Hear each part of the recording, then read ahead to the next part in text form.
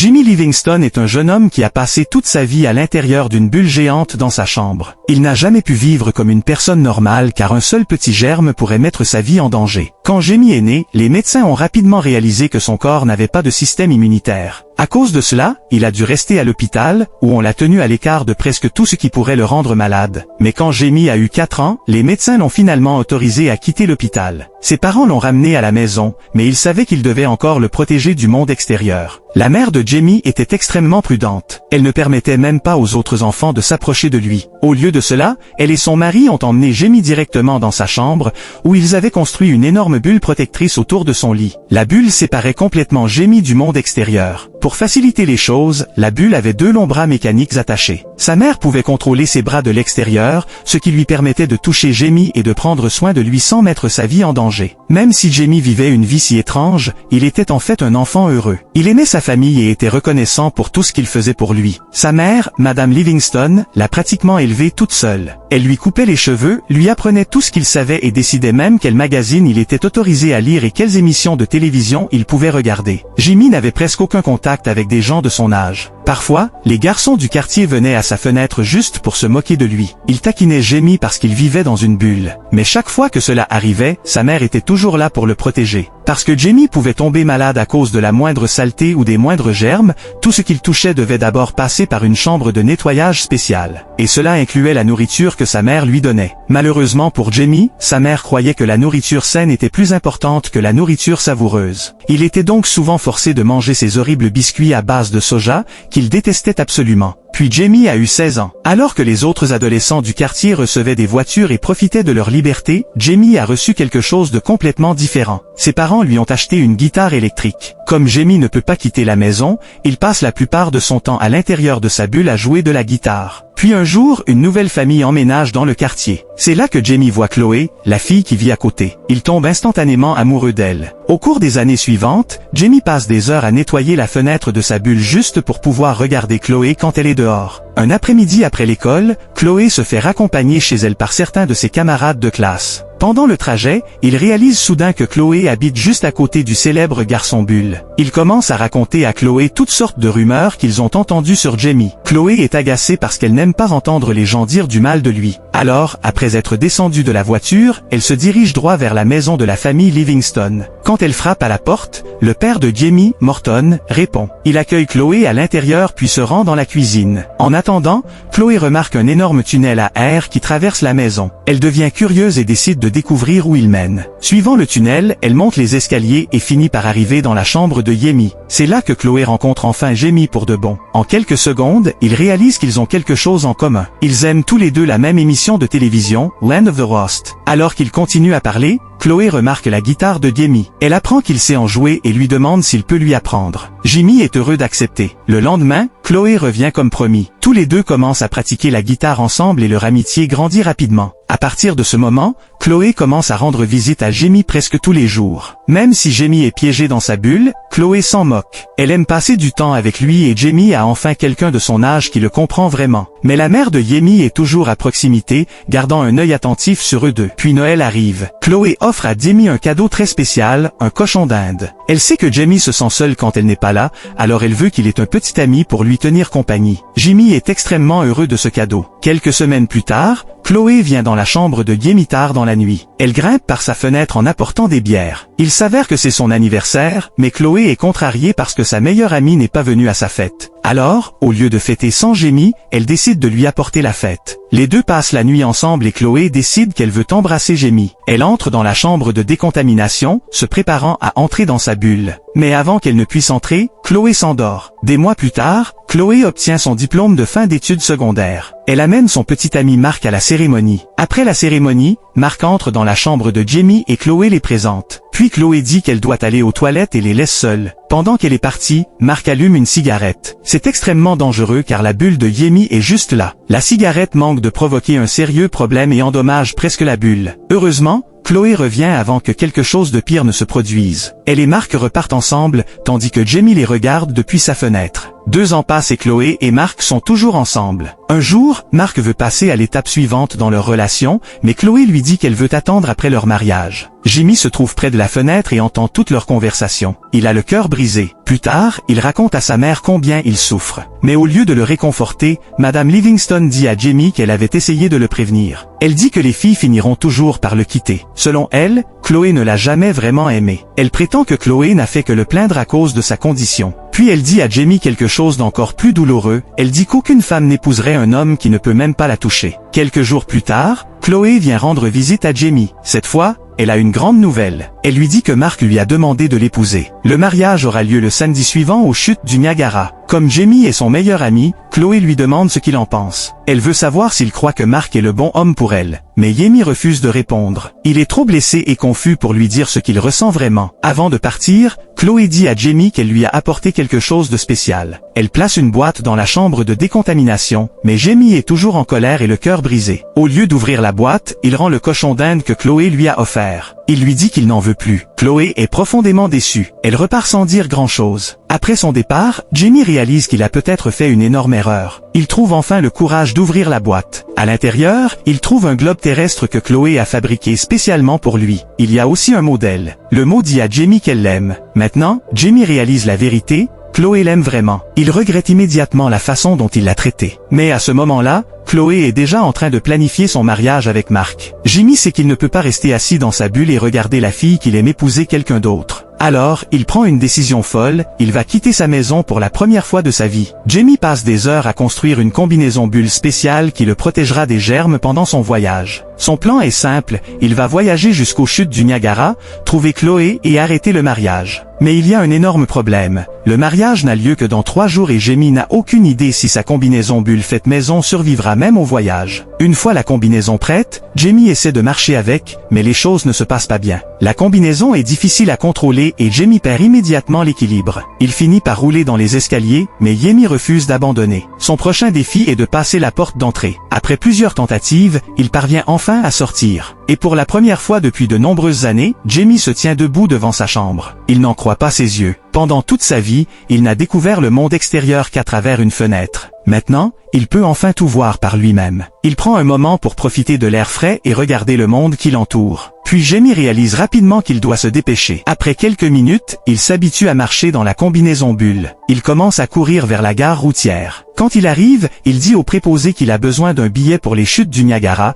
mais il y a un problème, le billet coûte 260 $ et Jamie n'a pas assez d'argent. N'ayant pas d'autre choix, il quitte la gare et commence à chercher un autre moyen d'atteindre les chutes du Niagara. En traversant la route, Jamie est soudainement heurté par un bus jaune. Pendant un instant, on dirait qu'il pourrait être grièvement blessé, mais le conducteur et un groupe de musiciens à l'intérieur du bus descendent rapidement pour vérifier son état. Ils réalisent que Jamie va bien. Les musiciens décident de lui faire monter. Alors qu'ils continuent leur voyage, ils se mettent à jouer de la musique et à chanter à l'intérieur du bus. Jamie se joint à eux et passe un moment formidable. Pour la première fois de sa vie, il voyage vraiment avec d'autres personnes et s'amuse. Pendant ce temps, à la maison, Madame Livingston se rend dans la chambre de Jamie avec son café du matin. Mais quand elle arrive, elle est choquée. Jimmy a disparu. Sa mère devient immédiatement désespérée et commence à s'inquiéter de ce qui a pu lui arriver. En même temps, Jamie découvre quelque chose de troublant à propos des personnes qui l'ont pris en charge. Ils ne sont pas vraiment des musiciens. Ce sont des membres d'une secte étrange. Jimmy se sent trahi quand il réalise la vérité. Le groupe est offensé que Jamie ne veuille rien avoir à faire avec eux. Alors, il le jette hors du bus et le laisse seul au milieu du désert. Jimmy n'a pas d'autre choix que de continuer à marcher. Après plusieurs heures, il est épuisé et s'allonge par terre pour se reposer. Mais soudain, un énorme vautour apparaît et commence à essayer de le manger. Jimmy se relève rapidement et essaie d'effrayer l'oiseau. Au lieu de cela, l'oiseau fou se met à le poursuivre. Jimmy court à travers le désert aussi vite qu'il le peut pour échapper au vautour affamé. Pendant ce temps,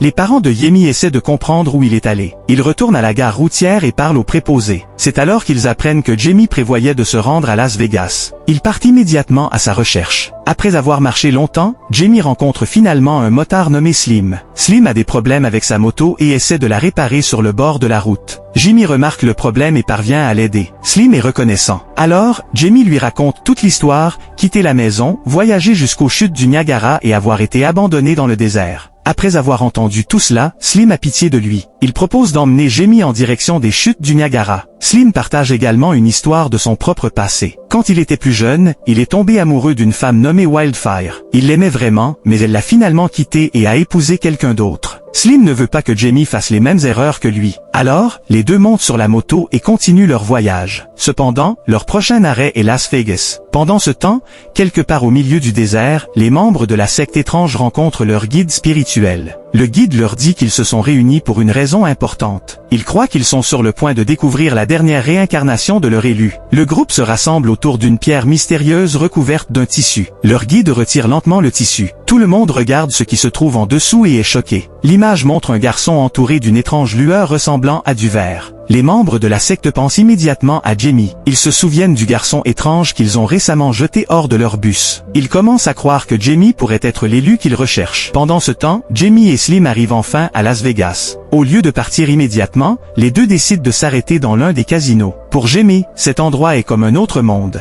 Il n'a jamais été dans un casino ni vécu quoi que ce soit de tel. Pendant l'un des spectacles, Jamie est même passé de personne en personne à travers le public. Il est émerveillé par tout ce qui se passe autour de lui. Après le spectacle, Slim emmène Jamie aux machines à sous. Jimmy commence à jouer et se laisse complètement emporter par l'excitation. Avant qu'il ne s'en rende compte, toute la nuit est passée. Jimmy réalise qu'ils ont perdu un temps précieux. Il doit reprendre la route s'il veut atteindre les chutes du Niagara avant le mariage de Chloé, mais Slim refuse de partir avant d'avoir gagné de l'argent. Finalement, Jamie gagne un scooter à un jeu de hasard. Il décide qu'il ne peut plus attendre, alors Jamie prend le scooter et continue son voyage sans même dire au revoir à Slim. Plus tard, Slim commence à chercher son nouvel ami. En cherchant Jamie, il tombe sur les mêmes membres de la secte qui l'ont abandonné dans le désert. Slim se fâche et part après eux, mais avant qu'il ne puisse les arrêter, les membres de la secte détruisent sa moto et repartent. Slim est une fois de plus laissé sur place. Pendant ce temps, les parents de Jamie arrivent à Las Vegas. Ils sortent de leur voiture et commencent à chercher leur fils dans les rues. Morton conduit tandis que Madame Livingston regarde attentivement par les fenêtres.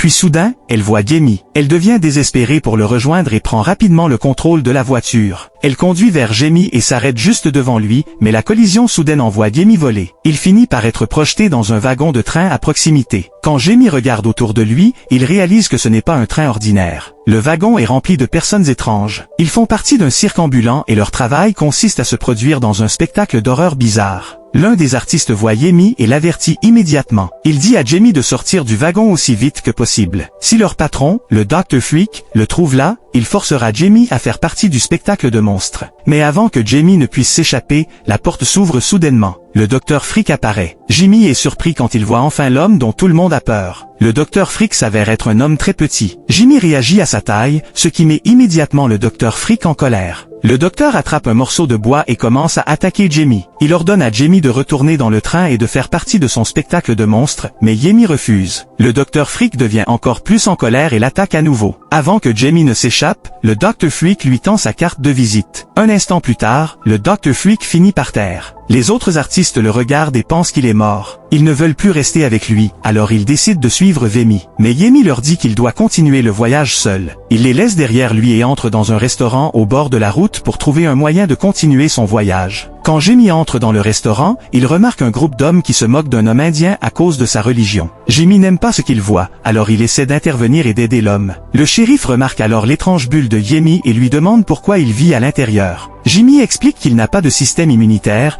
ce qui signifie qu'il peut tomber gravement malade à cause des germes. Mais les hommes comprennent complètement de travers ce qu'il dit. Ils pensent que pas d'immunité est une sorte de maladie contagieuse. Soudain, tout le groupe devient terrifié. Ils sortent du restaurant aussi vite qu'ils le peuvent. Pendant que tout le monde se précipite vers la sortie, quelqu'un renverse une lampe. La lampe tombe par terre et provoque un incendie. Le restaurant se remplit rapidement de flammes. Jimmy essaie de s'échapper, mais il reste coincé dans le chaos. Heureusement, l'homme indien, Push Pop, revient et le sauve. Tous les deux s'échappent dans un camion de glace. Ils s'éloignent de la ville aussi vite que possible. Quelques instants plus tard, tout l'endroit explose derrière eux. Pendant ce temps, les parents de Jamie atteignent enfin le train. Ils y trouvent le Dr. Freak et lui demandent des nouvelles de leur fils. Freak leur dit que Jamie s'est échappé. Il leur dit aussi que Jamie se dirige vers les chutes du Niagara. Pendant que le couple lui parle, les artistes du cirque volent soudainement leur voiture. Ils prennent le véhicule et partent à la recherche de Jamie. Pendant ce temps, Push Pop conduit le camion de glace. Jimmy est assis à côté de lui et finit par s'endormir. Mais Jimmy fait un cauchemar étrange. Dans le rêve, Chloé est attaquée et dévorée par un dinosaure de Land of the Lost. Jimmy essaie de la sauver, mais Mark apparaît et parvient à sauver Chloé. Puis le dinosaure se tourne vers Jamie. Au moment où Jamie est sur le point d'être dévoré,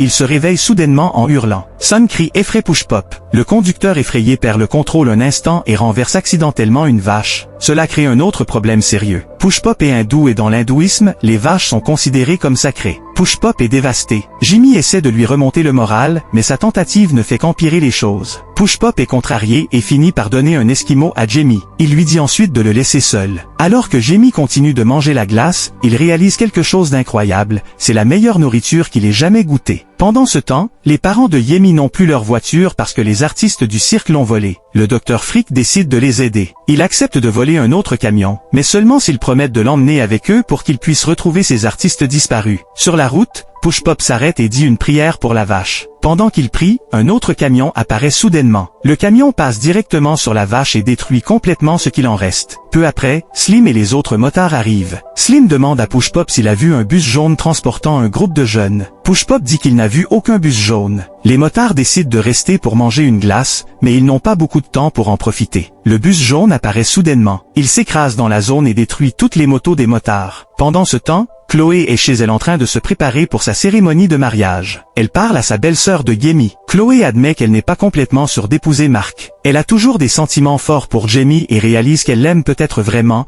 mais sa belle-sœur lui dit qu'elle a fait le bon choix en décidant d'épouser Mark. Chloé reste incertaine, mais elle continue de se préparer pour le mariage. Pendant ce temps, Jamie arrive dans une autre ville. Là, il rencontre un chauffeur de taxi. Le chauffeur dit à Jamie qu'il peut l'emmener jusqu'aux chutes du Niagara, mais le trajet coûtera 500 $. Jimmy n'a pas cet argent. Heureusement, il remarque un prix de 500 $ offert dans un bar voisin, mais il y a un hic. Pour gagner l'argent, Jamie doit participer à un concours fou. Il doit concourir contre 2 femmes en s'asseyant dans une baignoire remplie de peinture. Jimmy accepte parce qu'il a désespérément besoin de l'argent. Après cette étrange compétition, Jamie gagne les 500 $. Maintenant, il a enfin assez d'argent pour payer le taxi. Mais avant qu'il ne puisse partir, les membres de la secte apparaissent soudainement. Ils essaient de kidnapper Jamie et de l'emmener avec eux. Alors que la situation devient dangereuse, les artistes du cirque apparaissent. Ils voient Yemi se faire emmener et se précipitent immédiatement pour le sauver. Pour se fondre parmi les membres de la secte, ils mettent les mêmes vêtements que les jeunes. Pendant qu'ils essaient de sauver Jamie, les motards arrivent aussi. Ils utilisent le camion de glace pour atteindre les lieux. Maintenant, 3 groupes différents se battent entre eux. Au milieu de tout ce chaos, Jamie voit sa chance. Il court vers le taxi et demande au chauffeur, Poppy, de le sortir de là. Poppy s'éloigne rapidement. Alors qu'il voyage, le vieil homme commence à raconter à Jamie une étrange histoire sur son passé. Il dit que la dernière fois qu'il s'est retrouvé impliqué dans une situation aussi folle, c'était à cause d'une femme. Selon Poppy, cela s'est passé il y a 86 ans. Son frère jumeau, Pipi, a volé sa femme chinoise, Poon, et l'a emmenée jusqu'au Texas. Poppy dit qu'il ne les a jamais revus depuis. Après ce long voyage épuisant, Jamie s'endort à l'intérieur du taxi. Quand il se réveille, il essaie de parler à Poppy, mais le vieil homme ne répond pas. Ses yeux sont grands ouverts, mais il ne dit pas un mot. Jamie commence à paniquer. Il pense que Poppy est peut-être mort pendant qu'il conduisait. Jimmy regarde devant lui et réalise qu'il s'approche de la fin de la route. Pensant que le taxi va s'écraser, Jamie se lève et se prépare à sauter. Mais soudain, Poppy fait un virage serré. Jimmy est éjecté du taxi et s'écrase contre une énorme pancarte publicitaire. Il finit à l'intérieur d'un entrepôt de bière. Jimmy trouve rapidement un téléphone et décide d'appeler Chloé, mais quand quelqu'un répond, c'est Mark, le fiancé de Chloé. Dès que Mark entend la voix de Yemi, il se met en colère. Il dit à Jamie de retourner à Palmdale et de les laisser tranquilles. Jimmy a le cœur brisé parce qu'il a fait tout ce chemin juste pour voir Chloé. Comme il ne peut pas la joindre, il décide d'appeler le Dr Freak, mais pendant qu'il attend, sa mère répond au téléphone. Dès que Madame Livingston entend la voix de son fils, elle demande où il est. Maintenant que les parents de Yemi l'ont enfin retrouvé, ils n'ont plus besoin de l'aide du Dr Freak, alors ils laissent le nain derrière eux et le jettent sur la route. Pendant ce temps, Jamie décide de prendre une bière en attendant ses parents. Il plonge la main dans le refroidisseur, mais renverse accidentellement presque toutes les canettes. Il va ensuite voir la femme qui travaille au comptoir et lui demande s'il peut en prendre une sans payer. Jimmy explique qu'il n'a pas d'argent et que cette bière en particulier est la boisson préférée de la fille qu'il aime. La femme a pitié de lui et le laisse la prendre, mais dès que Jamie part, elle continue de voler dans le magasin. Jimmy prend sa première gorgée de bière et presque immédiatement, il s'évanouit. C'est à ce moment que ses parents arrivent. Madame Livingston dit à Morton d'emmener Jamie dans la voiture pendant qu'elle va aux toilettes. Morton regarde son fils et remarque à quel point il est triste. Pour la première fois, il réalise à quel point Jamie veut vraiment terminer ce voyage. Alors Morton ouvre secrètement la porte de la voiture et laisse Jamie continuer sa mission. Quand Madame Livingston revient et voit Jamie s'enfuir, elle devient furieuse. Elle ordonne à Morton de poursuivre leur fils. Maintenant, Jamie a encore plus de personnes qui le poursuivent. Les membres de la secte apparaissent, les monstres du cirque se montrent et les motards le suivent aussi. Tout le monde veut attraper Jamie. N'ayant pas d'autre choix, Jamie repère un avion qui est sur le point de décoller. Il prend une décision folle et parvient à monter à bord de l'appareil. Quelques minutes plus tard, Jamie découvre quelque chose de surprenant. La personne qui pilote l'avion est Pippi, le frère jumeau de Poppy. Pendant ce temps, les véhicules qui poursuivent Jamie s'écrasent les uns contre les autres alors que tout le monde essaie de le suivre. Dans le chaos, Madame Livingston aperçoit Slim. Elle le reconnaît immédiatement parce que Slim se souvient d'elle comme Wildfire. Dans l'avion, Pippi continue de piloter Jamie vers les chutes du Niagara. Finalement, ils atteignent leur destination. Mais alors qu'ils survolent les chutes, les choses tournent soudainement mal. L'avion manque de s'écraser. Pippi lutte pour le contrôler, mais au dernier moment, il parvient à remettre l'avion dans les airs. Malheureusement, Jamie tombe. Il tombe directement vers les chutes du Niagara. Jamie disparaît dans l'eau et est emporté par la cascade. Pendant un instant, on dirait qu'il a disparu, mais d'une manière ou d'une autre, Jamie survit. Il atteint la surface et parvient à regagner la terre ferme. Pendant ce temps, la cérémonie de mariage de Chloé a déjà commencé. Chloé et Mark se tiennent ensemble devant tout le monde. Ils commencent à prononcer leurs vœux. Puis le prêtre pose à Chloé la question la plus importante. Il lui demande si elle accepte Mark comme son mari, mais Chloé ne dit pas oui. Elle reste simplement là, silencieuse. C'est alors que Jamie arrive enfin. Il est arrivé au mariage juste à temps. Le moment où Chloé voit Jamie, elle devient incroyablement heureuse. Elle réalise enfin qu'il a vraiment fait tout ce chemin parce qu'il l'aime. Mais Mark est furieux. Il dit à Jamie de partir. Jamie refuse. Il est allé trop loin pour s'en aller sans dire à Chloé ce qu'il ressent. Jamie fait enfin quelque chose qu'il n'a jamais fait auparavant. Il ouvre sa bulle protectrice. Pour la première fois de sa vie, il s'autorise à entrer en contact direct avec le monde extérieur. Jamie regarde Chloé et lui dit qu'il préfère passer ne serait-ce qu'une minute dans les bras de la femme qu'il aime plutôt que de passer sa vie entière à se demander ce qui aurait pu arriver s'il n'avait jamais essayé. Puis Jamie pose une simple question à Chloé. Il lui demande s'il peut embrasser la mariée. Chloé accepte. Tous les deux échangent enfin leur premier baiser. Et malheureusement, on dirait que ce pourrait aussi être leur dernier. Jamie dit à Chloé qu'il l'aime. Puis il s'effondre soudainement par terre. Madame Livingston apparaît à la fenêtre de l'église en hurlant de peur. Chloé se précipite vers Jamie et essaie de le réveiller. Elle lui dit qu'elle l'a toujours aimé. Bientôt, les parents de Jamie entrent dans l'église et derrière eux se trouvent toutes les personnes que Jamie a rencontrées pendant son voyage fou vers les chutes du Niagara. Tout le monde se rassemble autour de Jamie, mais il croit qu'il est mort. Le groupe a le cœur brisé. Puis Morton dit à sa femme qu'il est temps de dire enfin la vérité à Jamie. Madame Livingston fait un aveu choquant. Elle révèle que quand Jamie n'avait que 4 ans, son système immunitaire s'était en fait développé. Il avait acquis une immunité. Jamie n'était plus en danger à cause des germes normaux, mais sa mère ne voulait pas perdre le contrôle sur lui, alors elle lui a menti. Elle n'a cessé de dire à Jamie qu'il était encore malade et que le monde extérieur pouvait le tuer. Pendant toutes ces années, elle l'a maintenu dans la bulle parce qu'elle voulait le protéger et le garder sous son contrôle. Quand Jamie entend la vérité, il se sent à la fois en colère et blessé. Il réalise qu'il aurait pu vivre une vie normale des années plus tôt, mais après tout ce qu'ils ont traversé, Jamie finit par pardonner à sa mère. Il lui dit que malgré tout ce qu'elle a fait, il l'aime toujours. La mère et le fils s'embrassent enfin. Puis Jamie et Chloé quittent l'église ensemble, main dans la main. Des mois plus tard, Jamie et Chloé se marient enfin. Leur mariage est célébré par toutes les personnes que Jamie a rencontrées pendant son voyage. Push Pop est là avec ses nouvelles écharpes, le Dr Freak et les artistes du cirque sont également présents pour fêter l'événement. Les motards sont aussi de la partie. Même Slim se rapproche de la famille de Jamie et se joint à eux pour les festivités. Et juste au moment où Jamie et Chloé s'apprêtent à partir en lune de miel, une autre surprise les attend. Pippi, le frère jumeau de Poppy, arrive avec Poon. Après de nombreuses années de séparation, ils ont enfin décidé de se réconcilier. C'est ainsi que le périple incroyable de Jamie prend enfin une fin heureuse. Le garçon qui a passé toute sa vie enfermé dans une bulle obtient enfin la liberté dont il a toujours rêvé. Plus important encore, il peut enfin être avec la fille qu'il aime. Alors, qu'avez-vous pensé du voyage incroyable de Jamie? Dites-le moi dans les commentaires ci-dessous. Et si vous avez apprécié ce résumé du film, n'oubliez pas de liker la vidéo et de vous abonner pour plus d'histoires de films. À bientôt!